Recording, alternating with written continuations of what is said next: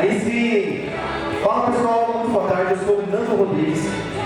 Hoje nós estamos aqui no Kenko Festival. Eu queria já primeiramente agradecer o convite da equipe de produção do Ítalo, todo o pessoal. O evento está maravilhoso. Ainda não tive tempo de rodar um pouquinho para ver com mais calma, mas já deu para ver que tem muitas atrações, um evento gigantesco, tem muita coisa legal aqui. Então para a gente é uma honra também.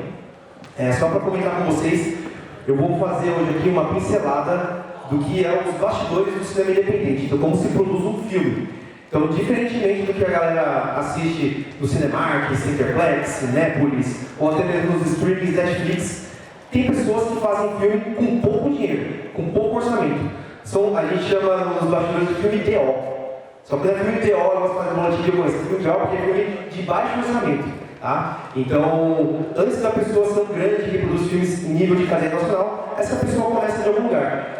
E aí vem a produção do cinema independente, que é onde nós estamos hoje. Então, Opa, volta aqui. Será que foi?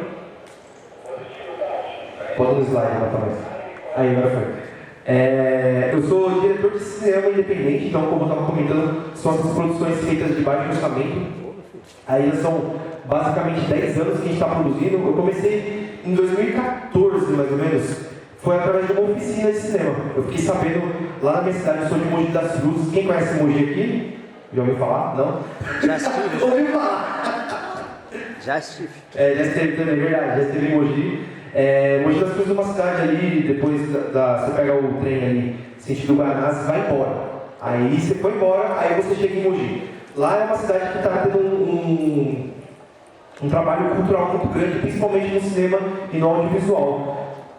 E um certo dia eu estava fazendo faculdade de cinema, eu estava fazendo faculdade de publicidade e propaganda e fiquei sabendo de uma oficina de cinema, exatamente. Eu falei, pô, dá para fazer filme? Eu falei assim, vou lá para ver qual é que é dessa oficina aí. Quando eu cheguei na oficina eu fiquei sabendo que dava para fazer roteiro, filmar, ensaio com os atores, direção de arte. Eu falei, caramba, eu não acredito que é assim que dá pra fazer filme, que as pessoas fazem filme. Você pega uma câmera e faz filme, né? É diferente de você ver o filme pronto e você entender o processo. Então foi começando assim, desde pouquinho em pouquinho, lá a gente realmente descobriu esse processo. De lá pra cá, foram várias produções, mais de 30 produções que eu já participei na região lá do Alto Tietê, Mogi das Cruzes, Suzano, ali um pouco pro Vale do Paraíba também, Jacareí, São José dos Campos, algumas produções que a gente já participou, né? E aí, de lá para cá, a gente acabou fazendo também algumas parcerias com outras produtoras. E aí a gente desenvolveu um método também, que é uma oficina de cinema, uma oficina prática, que eu vou falar daqui a pouco também, sobre como fazer uma produção do zero, tá? Aqui são algumas das produções que a gente já fez durante toda essa nossa trajetória. No ano de 2017 foi o nosso primeiro grande projeto, que foi A Lenda de Fênix, o Eduardo e a mãe. Inclusive, Edu, você foi a primeira pessoa a me interessar na minha vida. Exatamente. Isso eu posso confirmar com todos. Deixa eu descer aqui para falar com você. Peraí, deixa eu até ali, mais fácil. Vamos subir. Mais fácil. A salva de palmas para o Eduardo e a mãe. Ele é a prova viva também. Vamos aqui,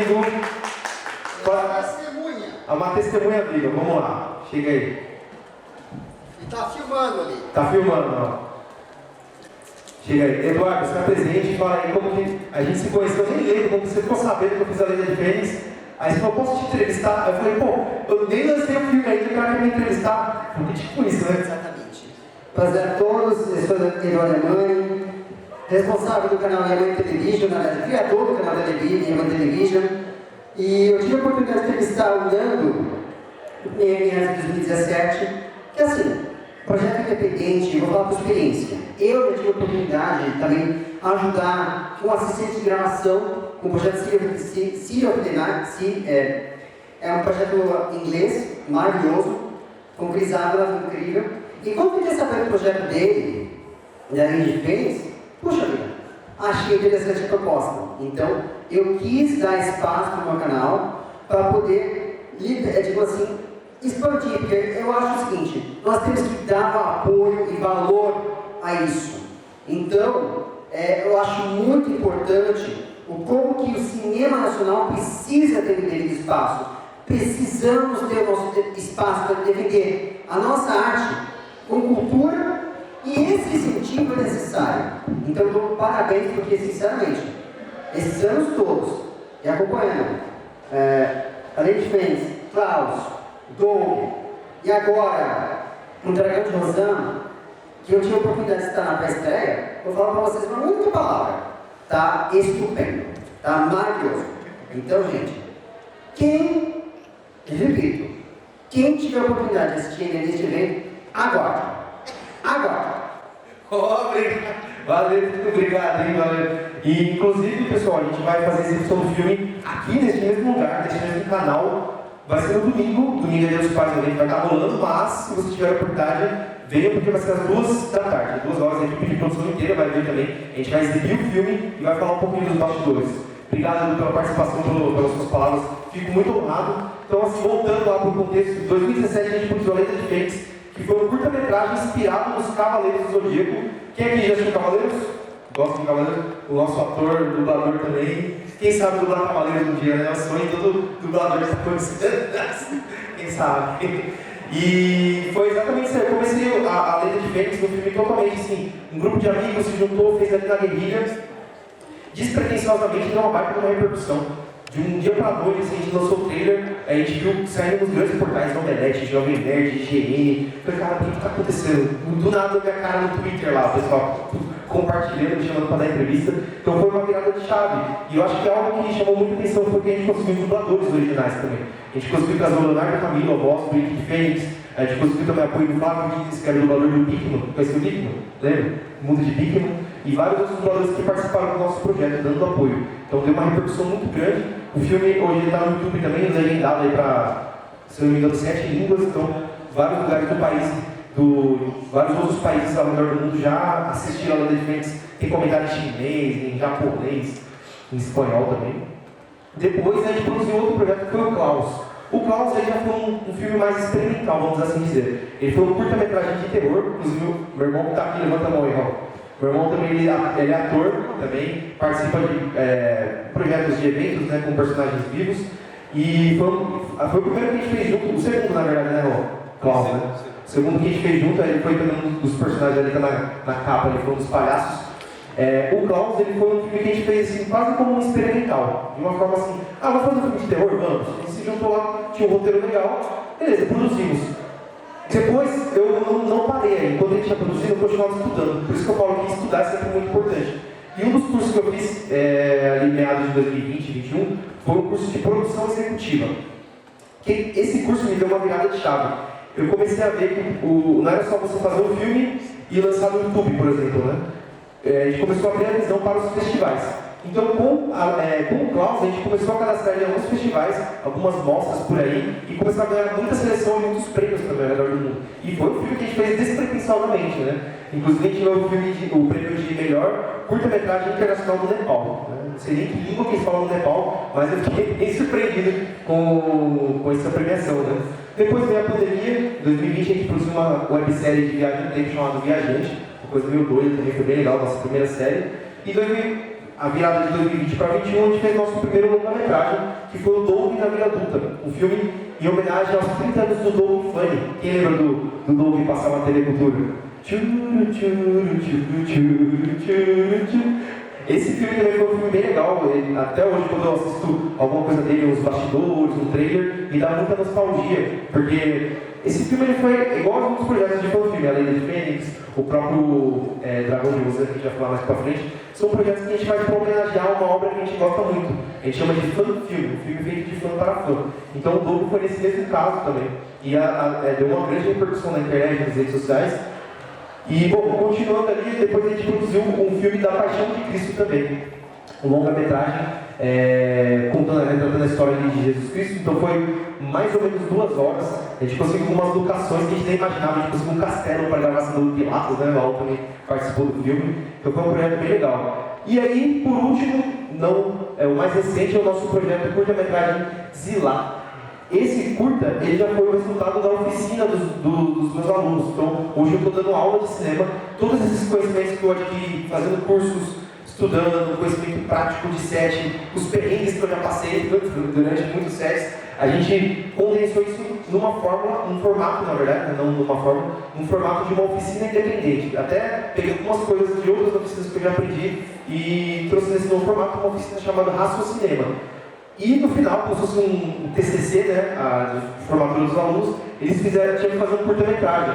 E eles fizeram um curta-metragem de terror, baseado no Casarão do Carmo, que é um casarão histórico lá da nossa cidade de Mogi das Cruzes. E tinha, durante as aulas, né, nos intervalos, eles iam tomar café, iam no banheiro, e as funcionárias falavam sobre algumas histórias que passavam ali no Casarão do Carmo. E ele falou, pô, tem uma história de terror que a funcionária falou ali, que tinha uma assombração nos anos 80 e tal, que esse casarão foi construído em cima de um cemitério. Eu falei, eita. Então os próprios alunos gostaram dessa história, usaram isso como plot e criaram uma história de uma lenda urbana nova lá da região chamada Zilá. Então, bem legal também. Então, em breve a gente vai fazer um lançamento oficial desse projeto. Pode passar o próximo, por favor? Não sei se desligou aqui. Agora chegou, valeu. E só comentando também, hoje a gente fica muito preso nas redes sociais, né? Instagram, TikTok, Kawaii, sei lá o que mais tem rede social, tem muita rede social hoje em dia.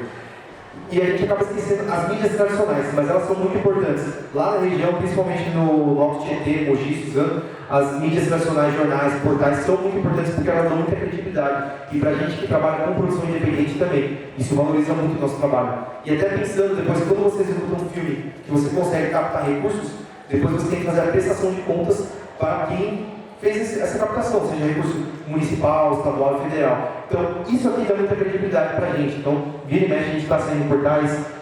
Alguns dos portais grandes que saiu, Cabo do Zodíaco, é o site oficial de Cabo do Zodíaco, Omelete, IGN, Jovem Nerd. Isso aqui está até desatualizado, depois vamos atualizar. Né? Ali, algumas seleções de festivais de filme Klaus, por exemplo, aqueles ali são os selos, né, os logos que a gente acaba ganhando do festival. Então, fomos classificando no Festival de Buenos Aires, por exemplo. Então, a gente ganha um selo, aí aquele selo a gente coloca ali no posto, e isso dá mais credibilidade pra gente ainda, enquanto produtores de cinema independente. Bom, agora a gente se pergunta, como se faz um filme? Vamos aos fatos. Como produzir um filme? É só pegar o Edu e a Mãe, tá com a câmera aqui. Vou pegar a câmera, vou sair gravando ali no Kenko Festival e vai rodar um filme? Talvez você rode um documentário, uma entrevista. Agora, para produzir um filme, dá um baita do trabalho, um baita do processo. E é por isso que a gente criou, igual eu estava comentando, a oficina de cinema independente, Raciocinema. Vou comentar um pouquinho com vocês. Então, assim, o objetivo dessa oficina é produzir muito com pouco. Então, a gente usa poucos recursos, usando o trabalho de equipe e a criatividade. Então, é uma forma de você conseguir tirar o seu projeto do papel. Então, eu gosto muito de produzir curta-metragem, porque é uma forma de você tirar um projeto, uma ideia criativa do papel e começar de algum lugar. Então, vamos lá. Como que se começa um projeto? Antes de você, de fato, começar a gravar um curta-metragem, você tem que ter um roteiro. Óbvio. Só que o roteiro não é só uma ideia no papel em branco, você abrir o Word e começar a escrever. O roteiro tem toda uma técnica de formatação. Então, hoje, por exemplo, se você quiser pegar uma ideia com um roteiro que você escreveu, você vou mandar para uma produtora profissional, sei lá, RT Features, uma produtora profissional que eles recebem roteiros diariamente. Se o cara, ele abrir, tem uma folha em branco aqui, né? Mas faz de conta que isso aqui é um roteiro. Se chegou na mesa dele um roteiro, ele abriu aqui, viu a capa, pô, título legal, virou a página. A primeira página, se ele ver que não está na formatação correta, ele vai pegar o seu roteiro e vai fazer isso aqui, ó. Vai jogar fora. E, literalmente, os caras fazem isso. Eles recebem dezenas e dezenas de roteiros diariamente. Então, em primeiro lugar, para ter um bom roteiro, tem que estar na formatação. Estando na formatação, aí as primeiras páginas têm que estar condizentes com uma história adequada. Isso falando de mercado, né? Agora, trazendo para o cinema independente. Beleza. Vamos começar fazendo um filme independente, um curta-metragem. Como que nós fazemos? Em primeiro lugar, nós escolhemos o gênero do filme. Eu, como bom nerd que sou, estou aqui de social e tudo mais, mas eu sou nerd geek. Cresci assistindo Liga da Justiça das PT, Super Choque, Cavaleiro do Zodíaco, Dragon Ball, né? Então, eu gosto muito de filmes de ação. E gosto muito de filme de comédia. Eu e meu irmão, a gente cresceu assistindo filme do Adam Sandler, Ben Stiller. Até que eu sou muito julgado no meio do cinema por assistir filme de comédia. Mas é aquele filme que você assiste para extravasar, literalmente, né? Então, assim, em primeiro lugar, eu gosto do gênero de comédia. Já vou avisando que fazer filme de comédia é muito difícil, tá? Você acertar, você ter uma ideia de uma fala, um diálogo cômico e colocar isso na tela é muito difícil. Por isso que são poucos filmes de festivais que você consegue acertar. Né? Por isso que os filmes de comédia mais bem vistos no cinema são os grandes filmes de mercado mesmo. Né? Então, terror, comédia, suspense, drama e documentário. Documentário é um formato, também é um gênero de filme que também dá muito certo, principalmente pensando em festivais. Então, escolheu o gênero do seu filme. Em primeiro lugar, agora você vai para a premissa. O que você pode pensar para a premissa do seu filme? Fatos reais. Então, já viu o filme começa assim, baseado em fatos reais. Tem gente que às vezes estava vendo Netflix lá, escolhendo, você começa a ver um começo de filme, puta, que bosta de filme, vou passar o próximo. Não gostou. Aí tem aquele disclaimer, né, baseado em fatos reais. Você já fica, opa, interessante, vamos ver. Aí já começa com alguém morrendo. Então vou assistir até o final. Às vezes você vê esse começo de filme e te prende, né? Então, baseado em fatos reais, inspiração. Então já teve filme, o filme do Doug, por exemplo, do Doug na vida adulta, muitas das cenas eu me inspirei em coisas que eu passei na minha vida, por exemplo, de quando eu estava na minha transição de um jovem adulto, fazendo faculdade, as broncas que eu tomava da mãe, coisas do tipo, né? E algumas cenas eu até escrevi na época que eu estava fazendo um curso de teatro, eu fiz teatro no Senac, inclusive a gente fez turma diferente, mas a gente fez junto, né? Eu estava na ida e na volta, você fica 2 horas no trem, vou fazer o quê? Eu desligava a internet e aproveitava aquelas 2 horas para usar a minha criatividade a meu favor. Então eu tinha um bloco de notas. Às vezes eu vi um casal brigando ali e falei, putz, aqui deve uma boa cena. Eu vou lá e anotava. Então, esse é o meu método de criação. Então eu tenho um bloco de notas que eu vou anotando as ideias que eu tenho ali, né? Então, inspiração, experiência pessoal, coisas que você já passou, público-alvo. Então, às vezes você pode escrever um curta-metragem, um média, um longa, uma série de acordo com o público-alvo. Então, você pode ver assim, hoje um tema que está muito em alta é sustentabilidade, sei lá, meio ambiente. Então você pode fazer um curta pensando nisso, pensando numa coisa que vai favorecer essa temática, pensando no público-alvo. Beleza, escolhemos um gênero, a premissa, próxima etapa é a pesquisa.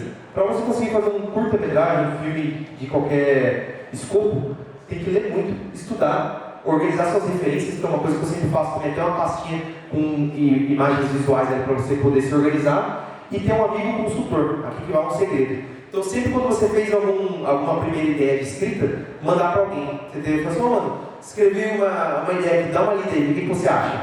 Tem que ser uma pessoa sensata, que não vai só criticar, mas também tem que ser aquela pessoa que só está para agradar, tem que ser uma pessoa que vai te dar um feedback com sinceridade. Então, um amigo consultor é uma dica importante também. E aí, por último, aí sim vem aquela que eu falei lá no início, que é a formatação. Então, todo roteiro ele começa ali, cena. Externo dia. Cena. Interno dia Kenko Festival, por exemplo, que a gente vai gravar aqui. Auditório do Kenko Festival. Locação. Aí começa com uma ação. O palestrante de 30 anos estava ali no palco falando, até que de repente uma pessoa entra gritando. Aí. Então essa é a primeira. Só faltou entrar gritando. Então alguém literalmente só faltou entrar gritando. Então, personagem 1 gritando. E aí entra o diálogo, e depois a transição também. Então tudo isso faz parte da formatação de uma cena. Beleza, temos o roteiro. Qual é a próxima etapa do nosso filme? Já tem o roteiro escrito, formatado, já revisou, já fez tratamento 1, tratamento 2, 3. Agora a gente vai para o processo de fazer um filme. Ali a gente tem basicamente 3 etapas: pré-produção, produção e pós-produção, né? Etapa 1, 2 e 3. Aí tem uma quarta etapa que eu gosto de trazer também, que é a distribuição. A distribuição é literalmente o que você vai fazer com esse filme depois de você ter gravado. Infelizmente, muitos dos projetos feitos em oficina, em cursos de... você vai fazer um curso técnico de rádio e TV, um curso de ator, a maioria desses filmes ficam engavetados. Você não sabe o que aconteceu com esse filme. Porque ele não teve um planejamento de distribuição lá desde a sua concepção. Então, a minha sugestão é que desde quando você pegar o roteiro para escrever, você já tem uma base de para onde você vai levar esse projeto, o que você vai fazer com ele. Se é um filme para YouTube, já escreve o roteiro e já grava ele pensando em escrever um filme para YouTube. Se é um filme para festival, faça tudo desde o início para que seja um filme de festival. Então, a pré-produção ali, ela é basicamente a organização do filme. Confeccionar figurinos, fazer os ensaios com os atores, você organizar, você fazer a visita de locação, com os seus lugares que você vai gravar. Então, tudo isso faz parte da pré-produção. A produção, a etapa número 2, basicamente são as filmagens do projeto. Então falou assim, ó, vamos gravar? Vamos. Então, aí entra na produção. Vou até dar um exemplo para vocês, ó, trazendo aqui os nossos projetos, ó. A Lenda de Fênix, que foi o primeiro curta que a gente fez, para vocês terem uma ideia, a pré-produção dele a gente demorou uns 2 meses, e a produção, que foram as filmagens, a gente demorou acho que uns 5 meses para gravar. Esse filme, a gente, como era um filme assim de amigos, a gente estava fazendo só de final de semana, então demorou uns 5 meses para filmar. Beleza, a gente gravava às vezes de domingo, às vezes no sábado, um por semana, às vezes um por mês, uma diária por mês, e aí foi. Então 5 meses para gravar e mais uns 6 meses para editar, para lançar. Então a gente gravou em 2017 e lançou no início de 2018. Então, ó, 2 meses de pré-produção e 5 meses de produção. Agora, o Doug na vida adulta, então a Lenda de Fênix, um curta de 24 minutos. Doug na vida adulta, um longa de 1h15 mais ou menos. O Doug, a gente já teve muito mais organização. A pré-produção dele também demorou 2 meses, então igual a Lenda de Fênix foram 2 meses. A Lenda de Fênix foram 5 meses para gravar, eu falei, né? O Doug a gente gravou em 1 mês. E é um longa-metragem. Olha a diferença. Porque eu já não tinha a mesma experiência que eu... Então, assim, só nos cursos que eu fiz, do aprendizado, então, 5 meses para gravar aquele filme, que foi um curta, e 1 mês para gravar esse aqui, que foi um longa-metragem. Agora, o Dragão de Musan, que eu vou falar dele agora, ele também é um média-metragem, então ele seus 30 minutos, foi mais tempo de pré-produção, foram acho que 3 meses. Então, aquele eu gravei em 5 meses, Doug na vida adulta em 1 mês, e o Dragão de Musan, que foi o filme mais difícil que eu fiz na minha vida, a gente gravou em 5 dias.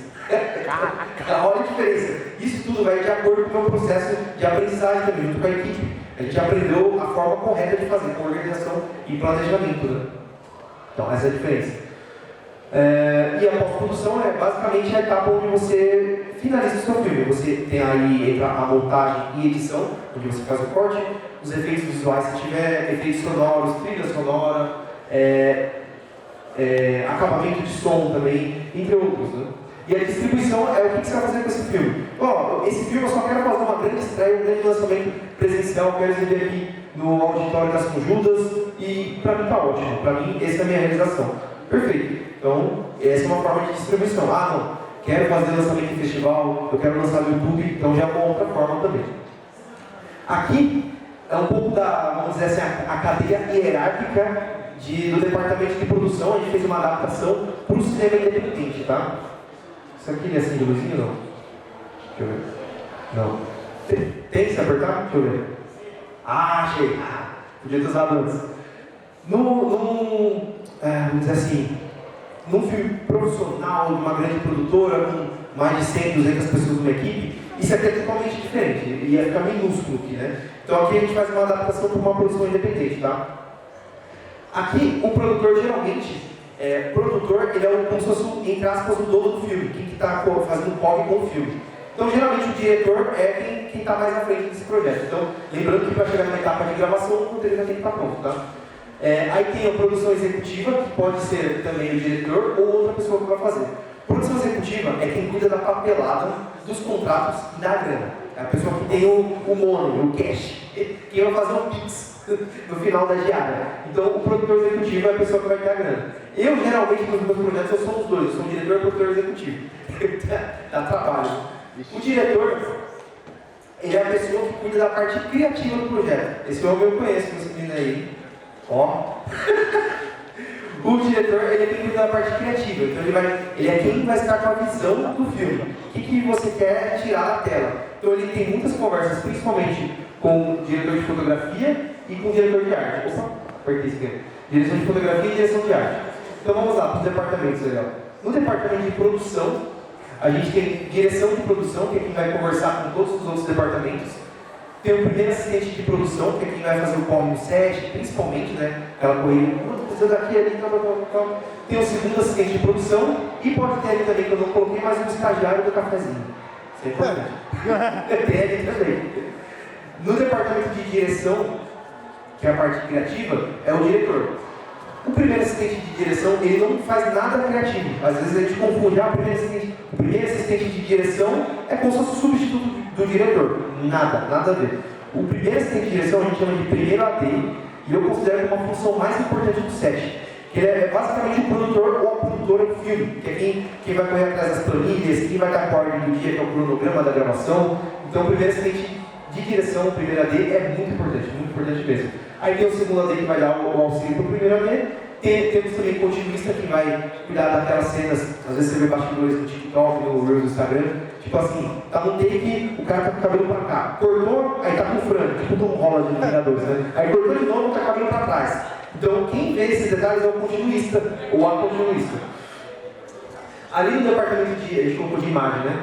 Temos o diretor de fotografia, tá? Que vai cuidar da parte, literalmente, vai fazer a decupagem com os ângulos de câmera, quais vão ser as movimentações de câmera, então ele vai decidir isso em conjunto ali com o diretor. Opa, estou passando sem querer, não. Ele vai fazer a decisão ali em conjunto com o diretor, né? E geralmente ele tem um assistente de fotografia também. Aí temos também o iluminador, que vai cuidar de todo o mapa de iluminação do projeto. E também é uma função que eu sempre coloco, que é obrigatório você ter hoje, sempre foi na verdade, né? Mas a galera esquece, que é o making off e o still. O make-off tem uma função importante, não apenas para fazer ali os bastidores dos projetos, né?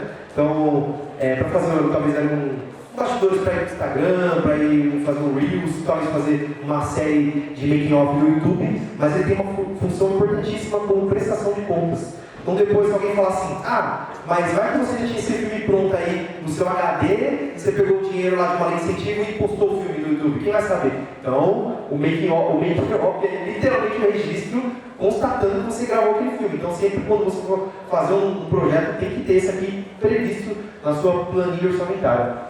No departamento de arte, a gente tem diretor ou diretora de arte, né? A direção de arte que vai ficar responsável por toda a concepção artística. Então ela vai conceber a paleta de cores que vai ser desenvolvida, os figurinos que vão ser colocados ali em cena, qual vai ser o estilo de maquiagem, se vai ser uma coisa mais delicada, uma coisa mais forte, e outros também, objetos cênicos. Então ali no departamento de arte a gente tem maquiagem e cabelo, às vezes uma pessoa, se for muito na guerrilha, ela pode fazer as duas funções, um para cada, né? Figurinista também é bom que tenha alguém só para fazer isso, para estar no set presente. Então, as gravações que a gente faz, né? Por exemplo, o Dragão de Rosa, tem muita luta. Então, muitas das cenas que a gente estava gravando, estava lá tendo luta, porradaria, arrancava um botão, a armadura. Teve uma cena que a gente foi gravar uma cena, eu vou mostrar ali para vocês, que a armadura de ouro, a armadura quebrou no meio do set. Imagina a armadura de ouro que eu gastei, não vou nem falar quanto eu gastei para fazer. A gente gastou uma bala para fazer aquela armadura e chegou no set e ela quebrou, porque foi fazer um movimento ali que ela no chão e quebrou.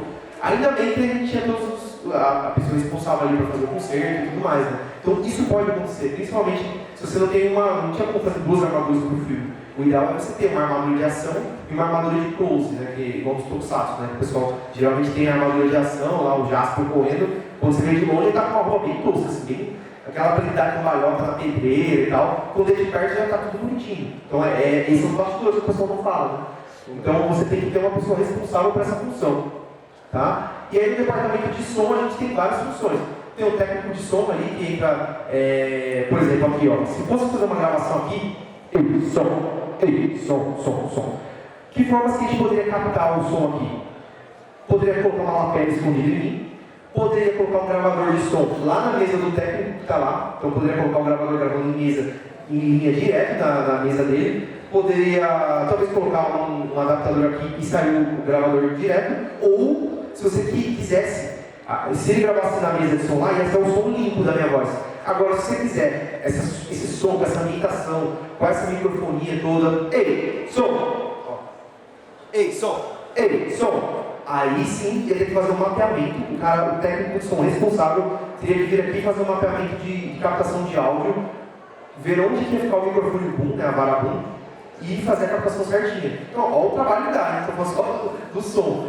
Então, o microfonista técnico teria que fazer, a gente chama de VT, visita técnica, para fazer esse mapeamento. E aí também tem a trilha sonora, que é a pessoa responsável por fazer a trilha. Às vezes, quando você está numa produção independente, você não tem orçamento para pagar um músico, um produtor musical, uma produtora musical para fazer do zero. Então, uma dica que eu dou também é você buscar banco de áudio gratuito.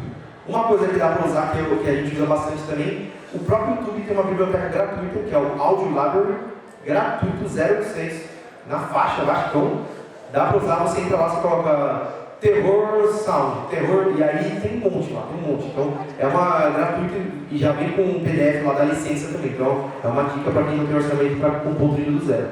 E por último, não menos importante, a finalização do filme, então a edição. Ali temos o editor ou o montador, às vezes pode ser um ou duas pessoas, né, para fazer. Ali também entra, acabei não colocando ali, mas entra o color grade também, que é quem vai fazer a colorização do filme. Depois, efeitos sonoros, são os efeitos, né, então vai dar um golpe.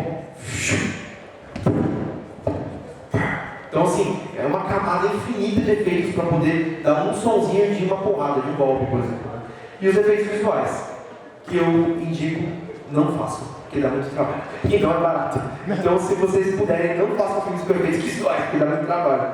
Beleza? Então essa aqui foi uma pincelada de como fazer um filme do zero. Agora, vamos para o nosso case atual, que é o nosso atual projeto, inclusive domingão, ó. 2 horas da tarde nós estaremos aqui para fazer a exibição inédita do Dragão de Rosan. Ó, vou falar de novo aqui para a gravação.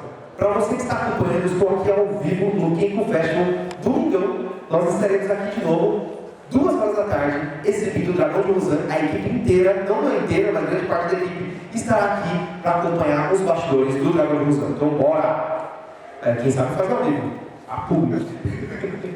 Então, galera, agora eu vou comentar um pouquinho com vocês do processo do Dragão de Rosan, tá? O Dragão de Rosan, ele segue na mesma linha da Lenda de Fênix, só que muda totalmente o escopo.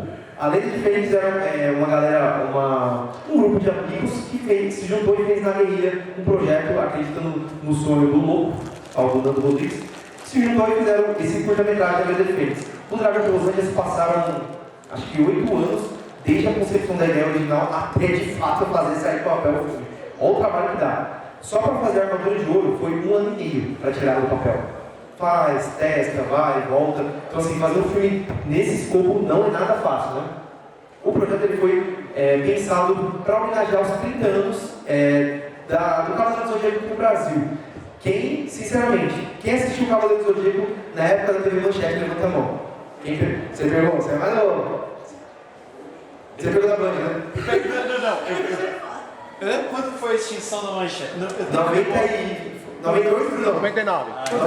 99? Eita, me pediu demais. Não, mas eu vi na Band. Na Band. Eu tenho memória de ter visto gravação com o logo da TV O logo da Manchete, eu também. Essa memória foi implantada. Memória implantada. Com memória implantada. A gente estava fazendo a exibição do Dragão de Rosan semana passada lá no Pintica XP no Shopping Plaza Sul. Aí o pessoal do Cavaleiro do Zodíaco veio perguntar pra mim, né? Falou assim, Nando, que ano você nasceu? Eu falei, nasci em 92. Pô, mas o Cavaleiro da Manchete é de 94, 95. Como você fala que você assistiu na Manchete? Eu falei, mano, eu tenho a prova viva, meu irmão também tá aqui, pode comprovar, porque eu tenho um LP autografado pela minha mãe, presente de aniversário, filho, setembro de 1995. Então, eu era uma criança de 3 anos que assistia o Cavaleiro do Zodíaco. E eu lembro de ter assistido, porque eu lembro da Safira de hoje. Você tinha quantos? Tinha 5 anos, tá vendo? Então, era uma criança, mas eu assistia, eu lembrava. Minha memória é afetiva. Então, assim, por que eu escolhi fazer um filme do Shiryu de dragão? Comecei primeiro com o Ikki de Fênix, porque o Ikki ele é o mais foda, mais apelão, não tem jeito. Esse é fato. Mas o meu favorito sempre foi o Shiryu. Principalmente por essas características que ele traz. Talvez a dublagem do Elcio Saldanha me marcou muito a minha infância, aquela voz marcante dele. Mas aquela questão dele, aquela vivência dele nos 5 picos antigos de Rosan, com a Shunrei, com o Mestre Ancião, a questão da disciplina dele, com toda vez que ele caía, ele se levantava mais forte. Esses ideais são coisas que a gente não vê mais tanto hoje em dia nos animes, nos desenhos atuais, né? Então são obras que marcaram a nossa infância. Dragon Ball Z, Cavaleiro do Zodíaco, Liga da Justiça, He-Man. Muito desenho top, o próprio Doug, que a gente está falando do Doug da adulta, que passava uma lição de moral. Então você acabava o desenho e você refletia sobre aquilo na sua vida. E você chegava na escola no dia seguinte querendo dar porrada no seu amigo. Mas você pensava, o Seiya talvez dava porrada nos amigos. Talvez o Shiryu saia na mão, mas ficava amigo depois. Então é uma coisa que eu estava refletindo. Então as crianças saíram da porrada, mas ficavam amigos depois. Então eu refleti sobre isso. Então eu evitava brigas, mas eu queria só para ser um Cavaleiro do Zodíaco. Eu tinha 7 anos, eu falei, se você começou a treinar com 7, com 8 e com 13 já é um cavaleiro, quem sabe com 14 eu possa ser também, né? Esse cara com 14 anos, aquele físico. E foi isso que eu pensei. Falei, um dia, quem sabe, eu posso fazer uma coisa para homenagear essa obra. Foi aí então que a gente começou esse projeto dos fan-filmes aí, principalmente com o Cavaleiro do Zodíaco. Por que demorou para sair o Dragão de Rosan? Uma coisa que eu queria muito fazer, que eu não consegui fazer na Lenda de Fênix, era uma armadura. Os Cavaleiros do Zodíaco, para quem não conhece, né, CDZ, eles são muito marcados pelas armaduras. Então, assim, eles são divididos teoricamente por força de poder. Então, o bronze, o prata e o ouro. Só que o legal do Cavaleiro do Zodíaco, que se for para ver a genialidade do Masami Kurumada, foi que ele não começou com o mais forte, com os de ouro sendo principais. Ele começou com os mais, na teoria, os mais fracos. Então, a gente tem a perspectiva da obra para os mais fraquinhos, que são os de bronze. Aí você descobre que são 88 constelações, então na teoria é um exército de 80 pessoas lutando e tal, e os mais tops são os 12. Aí tem a batalha das 12 casas e tal. E na batalha das 12 casas a gente descobre que eles são mais fortes, não apenas pela armadura, mas pelo quanto eles conseguem elevar o seu cosmo. Então essa é uma coisa que me marcou na infância também. Então que a gente consegue refletir até na vida atual, né? Às vezes você tem outra pessoa ali na sua dinâmica, na sua vida social, amigo, colega, conhecido, que está em outro status. Mas se você elevar o seu cosmo, talvez você consiga ficar tão forte contra ele, ó, fazendo essa analogia. E eu queria, na lei da diferença que estava comentando, né, não consegui fazer armadura de ouro. Aí eu falei assim, não consegui fazer nenhuma armadura, nem que fosse aquela, a V2, né, que tem poucas peças, né, a canela, o peitoral e o braço, né, mas nem isso eu consegui fazer. Pelo menos a urna, a caixa, a gente fez. Inclusive foi eu que fiz lá da lei da diferença, é um bom trabalho. Mas no Dragão de Rosão eu falei, vou fazer a armadura de ouro de Libra, porque é o meu cavaleiro de ouro favorito, é o Lobo de Libra, e o meu de bronze favorito é o Shiryu de Dragão. Então se eu fizer um filme um dia, eu vou tentar conectar esses dois aí. E foi o que eu fiz, criei esse plot aí, né? Então assim, resumidamente, o Shiryu está tentando viver uma vida tranquila ao lado de sua amada, a Dulce Shinrei, até que aparece um Zé Mané aí, que inclusive é esse cara aqui, ó. Levanta a mão aí, Raul. Hoje ele está de personagem, mas o Raul ele é o ator, ele é meu irmão na vida real, e no filme ele é o vilão do filme, ele é o Eric. O Eric ele é um personagem criado inédito para o filme, um personagem que não existe, mas eu trouxe as raízes lá da saga de Asgard, dos Cavaleiros do Zodíaco. Então a gente trouxe essa linha de pensamento aí. Aqui vamos ver se funciona. Eu tenho eu acho que tem que ver se está com som, hein? Ô mestre, você consegue ver o som aí pra gente? Vamos voltar. Espera aí. Se não tiver com som, vocês vão assistir o trailer mudo. Computador aqui. Ó, aqui tá com som. Ou não? Opa! Vamos ver se ele vai descobrir. O MacGyver. Sempre tem um MacGyver. Então, assim, só para resumir, enquanto ele vai descobrir a questão técnica. Esse filme foram 8 anos para sair do papel. Foram 1 ano e meio para fazer a armadura. Pode soltar? E a gravação foi em 5 dias. Mas vocês vão ver o trabalho que deu para fazer. Ó. Agora vai.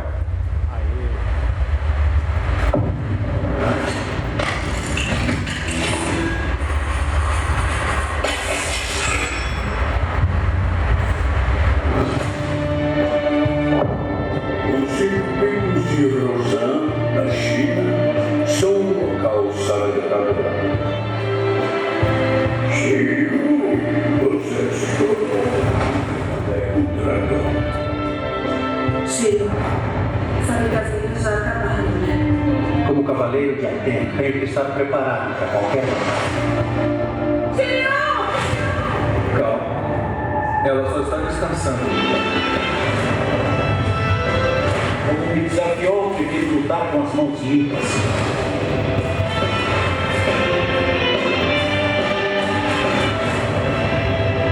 Cavaleiro de ouro. Essa técnica. Nunca vi nada assim. Dragão, você sabe que eu já vi entre o seu mestre e o meu antepassado. Farei aquilo que os meus antepassados não conseguiram ao derrotar o grande dragão de Rotan! Após os anos, dois guerreiros querem traçar o seu próprio legado. Olha essa bola. O golpe secreto do dragão.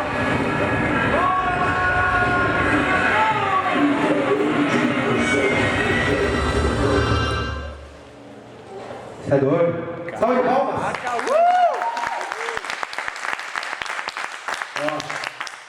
Foi fácil não.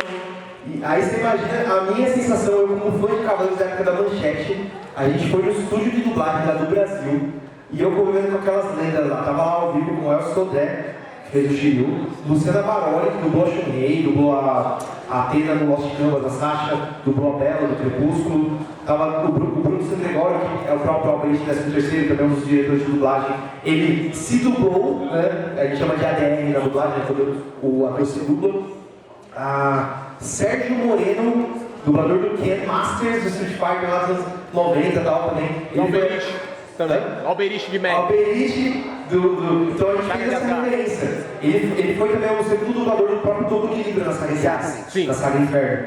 E ele faz um pontinho. Então a gente trouxe todos esses dubladores clássicos. Como o dublador do Mestre Ancião já faleceu, que é o Arafim Saldanha, a gente chamou o Renato Márcio, que foi uma das vozes que fez na versão da Netflix também. E como o personagem do Raul Dimas, que é o Eric, era um personagem inédito, ele trouxe uma voz inédita também, que é o Celso Henrique, um dublador da nova geração também, que está fazendo vários personagens legais de animes também. Foi indicação do Bruno Sandro agora. Agora você imagina a minha sensação como fã de dublagem, estar um dia lá, o dia inteiro, no estúdio gravando esses caras. Eu queria estar igual o fã pedindo autógrafo, mas a gente tava, não, sou diretor do filme e tal. Mas no final do dia, no final de cada dublagem, na hora que eu peguei, eu tenho um pôster autografado com todos eles, né? Porque eu não sou bobo nem nada. Mas, galera, é um baita de um trabalho fazer esse tipo de produção. Aqui, vocês podem ver, assim, até a repercussão nas redes sociais tem sido muito grande. Hoje a gente está com mais de 13 mil seguidores. Tem sido feito um trabalho muito legal de marketing também. A minha esposa Milena, que está na equipe de social media, trabalhando muito legal. Então, são vários vídeos que viralizaram com mais de 100, 200 mil visualizações. A gente tem parceria com várias páginas grandes também do Instagram de CDZ. Temos os portais que estão apoiando muito. Tem aqui o RCCast, que está apoiando. Dá um salve aí, Bruno. A nós!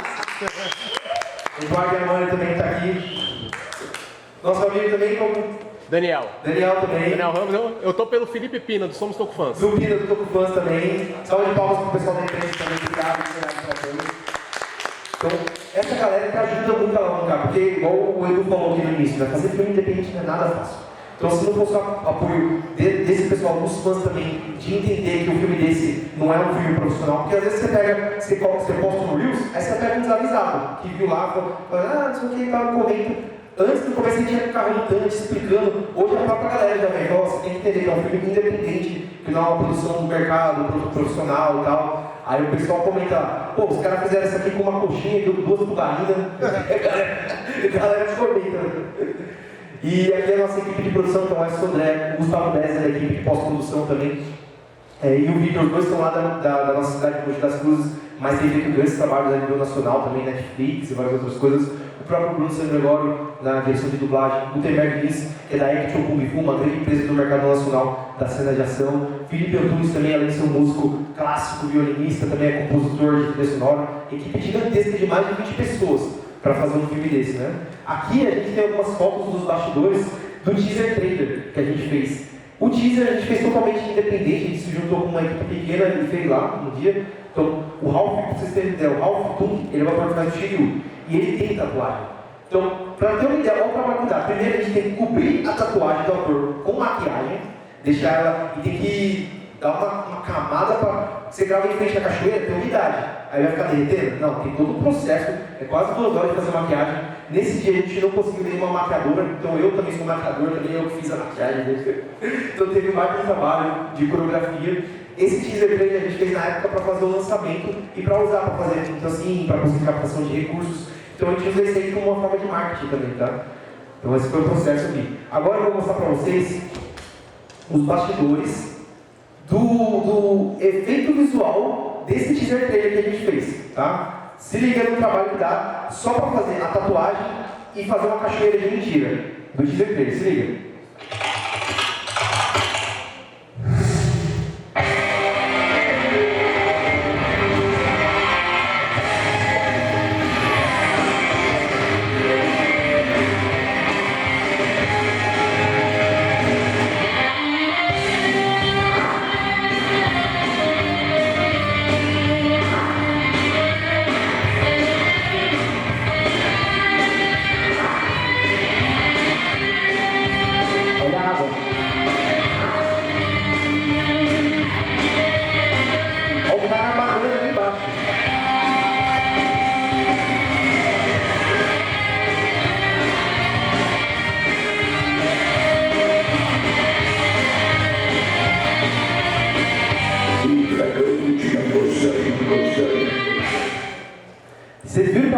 tá? Assim, ó. A gente gravou na frente de uma cachoeira que era na altura do peito dele, então a gente chama de extensão de set. Então a gente teve que estender o set atrás dele. A gente fez aquela cachoeira de 1 metro de altura, que era uma cachoeira gigantesca. Teve que ficar um cara deitado, abanando ali para fazer o efeito do cabelo, aquele cabelo Garnier Fructis, sabe, que fica flutuando. Então teve esse trabalho, apagou a tatuagem com maquiagem, depois inserimos uma tatuagem na pós-produção. E não é só colocar um PNG atrás, não. Tem que colocar a tatuagem e tem que fazer ela se movimentar junto com os músculos do ator. Olha o trabalho que dá. Isso aqui foi no teaser trailer, tá? Aqui temos algumas imagens da coreografia de luta. Então assim, até os atores para lutar no set de filmagens, eles têm que ter toda uma coreografia. Esse projeto, ele se passa parte do passado e parte do presente. Então ele tem cenas de flashback. O filme ele fica indo e voltando. Então para quem quiser assistir, vem aqui no Game para ver o filme completo. E aí, só que assim, são 2 lutas em 2 tempos diferentes, uma no século XVIII e uma nos tempos atuais, só que é a mesma coreografia. Então 4 atores tinham que saber a mesma luta. O Dolph de Libra contra o Alberich, 13º, que se passa nos tempos passados, e o Shiryu contra o Eric nos tempos atuais. Então os 4 tinham que estar sincronizados. Para que quando fosse fazer a luta, então, por exemplo, o cara vai dar um soco aqui, aí corta, é o outro dando o mesmo soco no mesmo lugar. Então a gente tinha que estar coreografado, tanto em questão de coreografia, quanto a coreografia na câmera. A mesma movimentação de câmera também. Então foram vários ensaios para poder chegar nesse resultado. Então, Gutenberg e Daniel Paes foram os responsáveis por essa coreografia, para conseguir chegar nesse resultado final. A gente fez também ensaio com os figurinos para entender como que ia ser na prática nessa movimentação. Então, por exemplo, teve até gente que comentou, poxa, mas a roupa do Shiryu no desenho, a calça não é mais apertadinha? Eu assim, beleza, mas isso aqui, a gente tentou chegar o mais próximo do desenho, mas também é uma adaptação live action. Se fosse no live action, eles são lutadores de artes marciais. Então a gente pegou o próprio figurino deles, que o Ralph e o Gutenberg são artistas marciais de Kung Fu. A gente pegou a calça deles do treino de Kung Fu e replicou no figurino do Dragão de Lausanne. Então a roupa do Shiryu, que é essa meio roxa, e a roupa do Dolph, que é essa branca, foram inspiradas nas roupas de treino dos lutadores de artes marciais, de verdade. Né? Porque se fosse aquela roupa justinha, ia ficar meio social, assim, a gente fez um teste, não ia ficar legal. Então a gente já fez uma roupa mais larga de artes marciais. E ficou bem legal pro live action, né? Aqui a gente tem também algumas provas de figurino que a gente fez com a armadura. Então primeiro a gente escaneou todo o corpo do ator em 3D. Então tem ali o mapa 3D dele. A gente fez vários testes. Teve peça, essa primeira cintura estava toda errada, não ficou legal. O peitoral ficou pequeno, então ele ia se movimentar, machucava aqui embaixo do sovaco. Deu um baile no trabalho. Não vou dizer que a gente passa desse tipo de coisa, não podia desistir. O filme já estava até meio com pré-datas marcadas, mas deu muito trabalho, né, para fazer. Então assim, essa armadura, para quem curte cosplay, né, ela foi feita com partes em EVA, né, e partes com fibra de vidro. E algumas coisinhas em 3D, tipo aqui, ó, as peças das armas de Libra também, né. Então domingo o Gabriel vai estar aqui para falar algumas coisas dos bastidores. E aqui é a versão final da armadura, com sua pintura, seu resplendor máximo e sua cor dourada. Então, muito trabalho mesmo. Aqui a gente tem alguns spoilers. Primeiro, para quem não segue ainda, já segue lá, @odragosa no Instagram, tá? Para poder marcar a gente. Se você fez alguma foto no Stories, marca, que a gente está sempre compartilhando também, tá? Aqui já temos algumas imagens do filme mesmo, do live action. A gente gravou esse filme, foi lá em Itaipeba, ele é um distrito, terras longínquas lá de Mogi das Cruzes. A gente fez esse distrito virar a China antiga. Então tem várias cenas, porque você acha que efeito visual, pós-produção, é só na hora que tem o golpe, na hora que tem o pós. Mas digamos que 80 a 90% do filme tem efeito visual. Porque depois a gente teve que transformar aquele fundo ali, ó, não nessa, mas quando tem o céu, a gente teve que inserir várias vezes uns picos antigos de rosto, né? Imagina o trabalho que deu. E não é apenas igual eu falei, não é só colocar o PNG e deixar lá. Você tem que traquear ele para que o fundo mexa junto com a câmera. É muito trabalho mesmo. Ali a cachoeira também, a gente transformou essa cachoeira que na verdade era um cano com vazamento, com uma bica d'água. A gente transformou ela na cachoeira de Lausanne com uma queda de 80 metros de altura. Vocês viram lá, o ator parecia que estava no meio das duas rochas. Aquelas rochas foram em 3D, deu muito trabalho para conseguir fazer também. Aqui também a gente conseguiu, tudo lá próximo, lá em Mogi das Cruzes, né? O bambuzal apareceu também esse cenário da China antiga. Esse tronco aqui a gente conseguiu lá na hora que a gente tinha algumas coisas, vamos pegar alguma coisa aqui e tal. Muita coisa foi já trazida do set, mas algumas coisas a gente aproveitou o cenário ali. Então tinha esse tronco, essa bandeja a gente levou. Essa xícara aqui, a gente teve muito trabalho para conseguir, porque teve que ter muita pesquisa, porque a gente estava conseguindo uma que era japonesa, era um pouco maior, mas tinha que ser chinesa, porque era da China. Então, é um detalhe que às vezes você está assistindo o filme e você nem percebe, mas é muito trabalho. O chá, a gente teve que trazer uma garrafa térmica para que na hora que ela colocasse o chazinho, saísse a fumacinha, que era um chá quente, para que na hora que o ator tomasse, sentisse. Então tem várias coisas que você traz de realismo também, né? Aqui também, ó, para você, aqui eu já o Shiryu recebendo spoilers do filme, né? Recebendo o cajado do Mestre Ancião e o chapéu. Então esse chapéu aqui que o Mestre Ancião usava, para o filme foram feitos 2. Por que nós fizemos 2? Um que é o que o Mestre Ancião, o Dopo de Livro, usava, na época dele que está mais... Está nos tempos da época dele, e esse aqui já está um pouco mais envelhecido, porque passaram 200 anos. Então se passou 200 anos, não podia estar o mesmo chapéu. Então a gente já deixou um pouco mais de ranhura, deu uma envelhecida na cor, na textura, né? Então foi bem legal. Inclusive, esse aqui a gente sorteou ele na estreia do Dragão de Rosan lá em Mogi das Cruzes, vocês viram, né? O vencedor do sorteio pegou lá o chapéu, relíquia. Aqui já é a parte da coreografia. Então, assim, para a gente fazer esse cenário aqui, a gente foi algumas semanas antes, a gente limpou o local. Então, o rapaz lá do sítio ele ajudou a gente, que foi para a serra lá, rapou tudo, os bambus lá, abriu espaço lá para ter a luta. Também teve toda uma equipe ajudando. A gente deixou esse espaço aqui para que eles pudessem lutar. Então, assim, o filme, a gente estava gravando na mesma locação, digamos, tipo, aqui tem um auditório e lá embaixo está tendo um Pokémon, por exemplo. Então, são o mesmo set, mas são a mesma locação, são 2 sets diferentes. Mesma coisa, lá tinha um bambuzal e tinha um lado onde estavam tendo as 2 lutas. Então, às vezes, os 2 atores estavam aqui, aí ela resolveu outras coisas com o outro ali, quando estava ensaiando. Quando voltava, os caras estavam, o Bruno Sandegoro e o Gutenberg já tinham quebrado tudo lá no bambuzal. Os caras estavam quase se machucando lá de tanto lutar. Aqui mais algumas imagens dos atores, né? Do Ralph Tung, a cara de louco do meu irmão. Aqui também é a câmera que tinha boa, câmera de cinema, também Blackmagic, 4K. Então a gente teve um upgrade muito legal de um projeto para o outro, né? Aqui é a parte da direção do set com os atores, com o elenco, com o casting. Muito sol, então toda hora passar repelente por causa dos pernilongos, toda hora passar protetor solar também. Teve uma diária que ficou tudo vermelho porque a gente esqueceu de passar protetor solar. Coisas que a gente esquece, né? Mas dá muito trabalho. Aqui já foi a diária de gravação. A gente quis fazer uma referência para aquela cena da abertura clássica do Cavaleiros. Faça elevar como no seu coração. Que tem, né? A gente fez essa cena com a armadura de ouro. Os caras que estão aqui já assistiram, né? Ó, guarda esse. A gente fez com a armadura de ouro. A gente pegou até como base, nem falei isso aí em nenhum lugar, mas a gente pegou como base a Guerra dos Deuses, o segundo filme. Lembra do filme? Lembro. A Batalha dos Deuses. Que tem a hora que você veste a armadura de Sagitário. Nossa, a gente pegou aquele momento, até a trilha sonora se inspirou também, com a armadura de ouro, aparece o logo atrás, lá da armadura de Libra. Só para vocês terem uma ideia, essa cena do filme, ela dura 4 segundos. Que monta a peça aqui, aí ele gira, e monta do lado, aí vai zoom, efeito atrás, cosmo, armadura, não sei o quê. Para gravar essa cena, foi um dia inteiro, para gravar essa cena de 4 segundos. Então assim, dos 5 dias que a gente gravou o filme, um dia a gente perdeu só para gravar uma cena de 4 segundos de montagem de armadura. Olha o trabalho que deu. A gente gravou ali com chroma key e tudo mais, né? Aqui, ó, é coisa que ninguém fala também, né?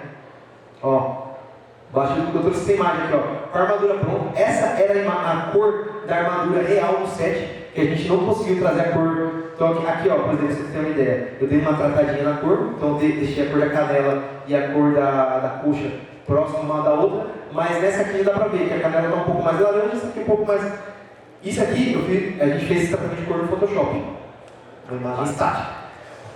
No filme, você imagina fazer isso em vídeo, fazer um tratamento em vídeo, o tempo é muito trabalho fazer isso aqui. Mas a gente conseguiu deixar a cor com a armadura, quem está aqui de prova já viu, a armadura com todo o seu esplendor, com o cosmo, com a alma dourada.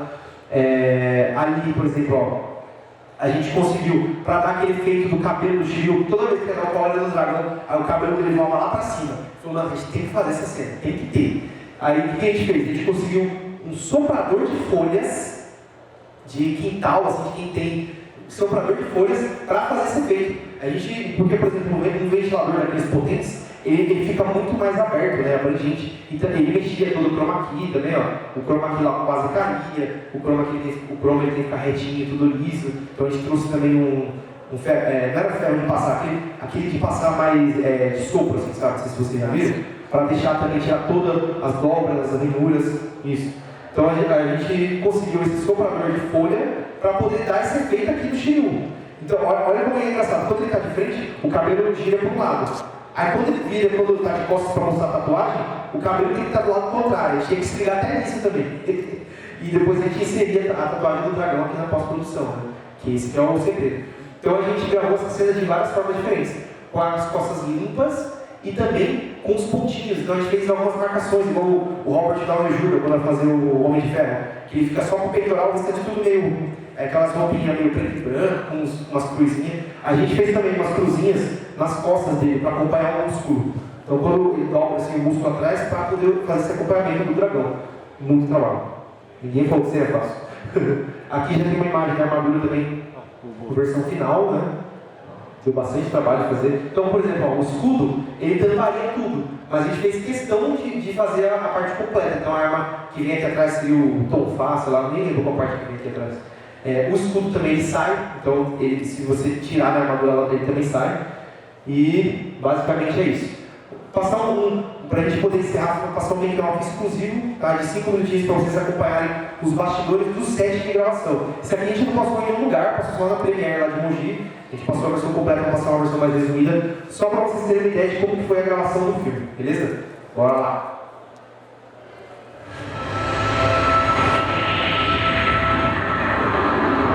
O dragão de Gozai.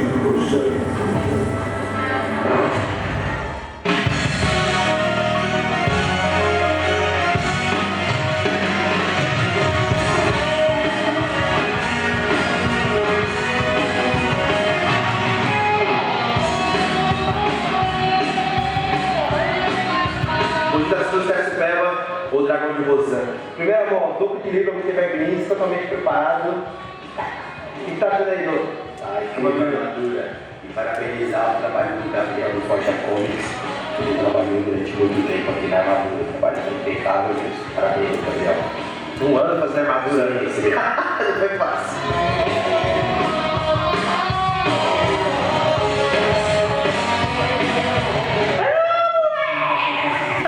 Eu, como grande fã de Cavaleiros do Zodíaco que sou, eu queria homenagear a obra, né? E eu decidi começar fazendo isso, escolhendo o filme do Wicked Fênix na época.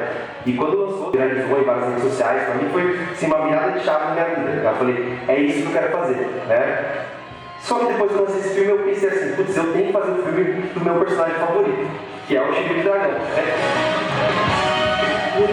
Ó, é o seguinte, hoje estamos no nosso ensaio real final.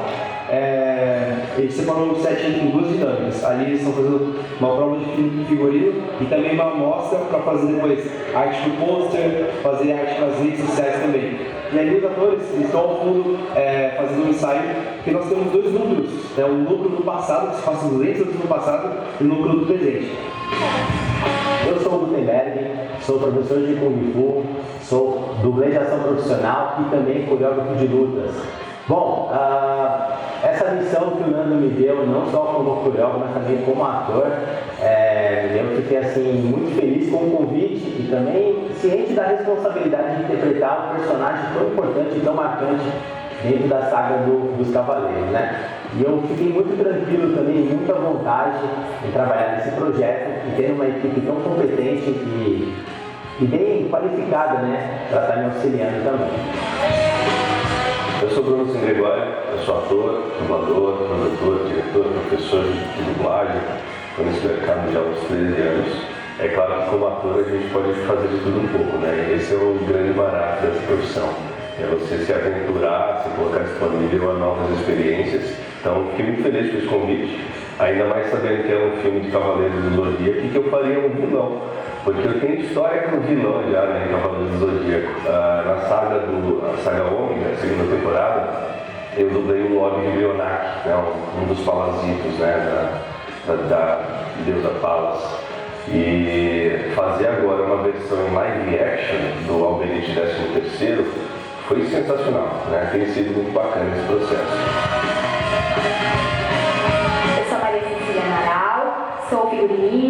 diretora de arte, e a minha participação no Dragão de Rosan é justamente pensar na estética do filme, né, com a direção de arte e também com a criação dos figurinos aí dos personagens.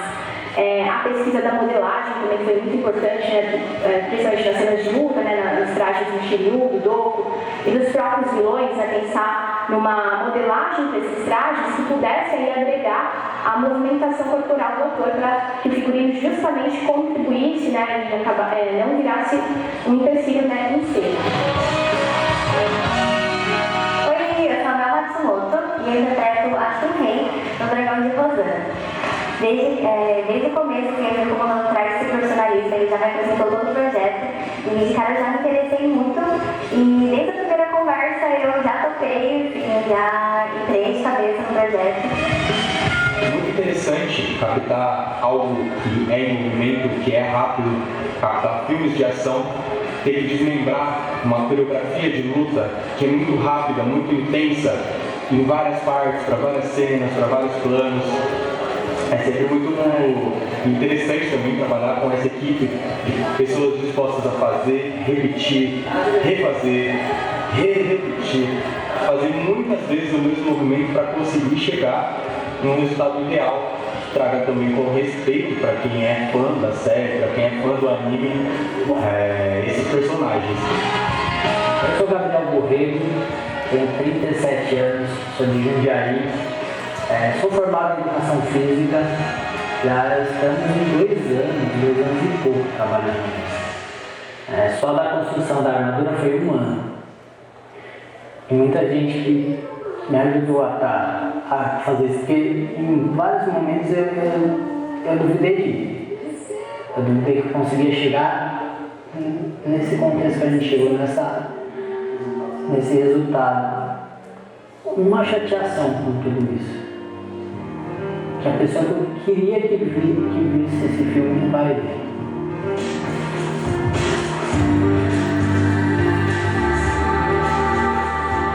Mas tinha que ser assim. Tudo valeu a pena, e nada foi em vão, sabe?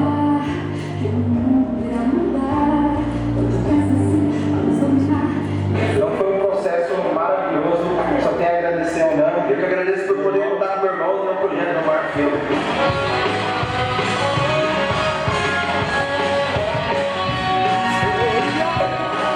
Gonçalves, para quem sabe, para quem não sabe também, o roteiro do Dragão de Rosan foi uma coisa absolutamente misteriosa até pouco tempo antes da gente começar a gravar.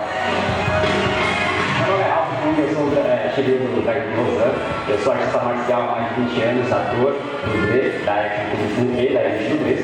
Para a preparação do Shiryu, a gente teve um processo muito específico para isso, da preparação tanto física, quanto de dieta, quanto marcial. Agradeço todo mundo, espero que vocês gostem do resultado.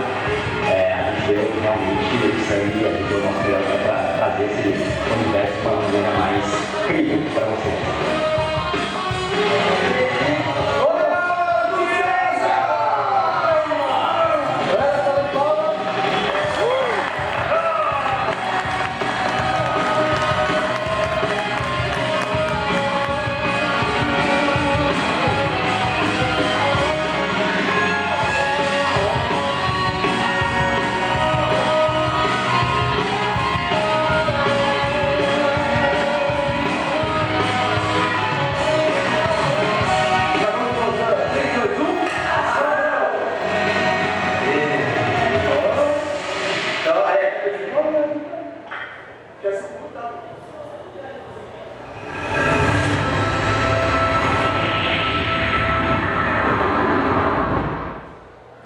Isso aí, galera. Agora então é o seguinte, pra gente poder encerrar aqui com...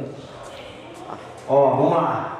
Valendo um pôster oficial do filme do Dragão de Rosan. Tinha que ser uma pergunta de cavaleiro, cara. É porque como teve no começo falando sobre cinema, você perdeu o comecinho. Eu me perdi. Vamos lá. Qual que é a função da claquete? Qual que é a sua mesmo? Maurício. O Mal, vai. Leva lá pra ele. Função da claquete. Opa, a função da claquete é orientar a edição e dar o início à cena por meio do som que orienta cada take, para depois facilitar muito a organização da vida do editor. Salva de palmas. Boa! Mas valia olhar no Google? Você olhou no Google? Não.